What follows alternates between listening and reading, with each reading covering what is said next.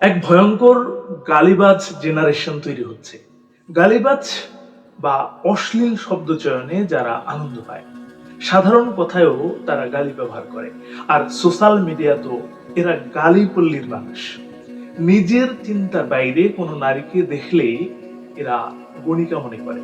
তাই হোক তিনি পর্দাশীল নারী বা বিশ্ব বেহায়া প্রতিযোগিতার বিকিনি নারী, হোক কোনো রাজনীতিবিদ নারী, চাকরিজীবী নারী বা ঘরের আট প্রহরী গৃহিণী, কেউই যেন রক্ষা পায় না এদের অশ্লীল শব্দচয়ন থেকে।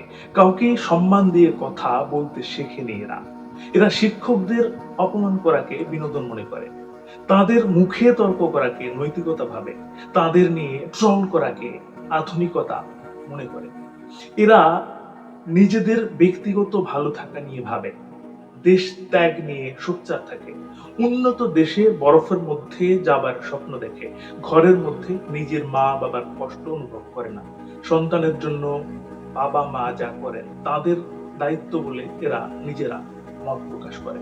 এদের মুঠে আছে স্মার্টফোন, হৃদয়ে নেই কোনো বিবেকবোধ। এদের মেধা অনেক সার, মানবতা প্রচন্ড ভোটা।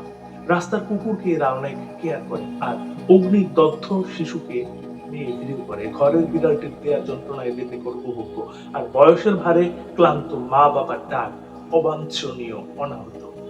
কেন এমন হলো? এ রাষ্ট্র, এ সমাজ, এই শিক্ষা ব্যবস্থা বা পরিবার তাদের শেখায়নি সম্মান কাকে বলে। তাদের মগজে প্রবেশ করিয়েছে ভালো ফলাফল আর ভালো থাকার গল্প। তাদের জীবনে ভালো মানুষের কেচ্ছা কোথাও আলোচ্য বিষয় হিসেবে রাখা হয়নি। ভালো কথার জন্য ভালো মানুষ হওয়ার আবশ্যকতা তাদের হৃদয়ে কেউ প্রবেশ করাননি। সুতরাং এ দায় কেবলমাত্র তাদের নয়, রাষ্ট্রের, সমাজের, শিক্ষালয়ের এবং পরিবারের। আমরা নিশ্চয়ই চাই আমাদের সন্তানেরা যেন ন্যায় অন্যায় অনুধাবন করতে পারে, ন্যায়ের জন্য লড়াই করে, অন্যায়ের প্রতিবাদ করে এবং যৌক্তিকভাবে, শালীনতার সাথে। অথচ আমাদের সন্তানেরা বড় হচ্ছে এমন এক সমাজে যেখানে জ্ঞানের চেয়ে কটু অশ্লীল ভাষা শক্তিশালী, সম্মানের চেয়ে ট্রল, মব অধিক জনপ্রিয়।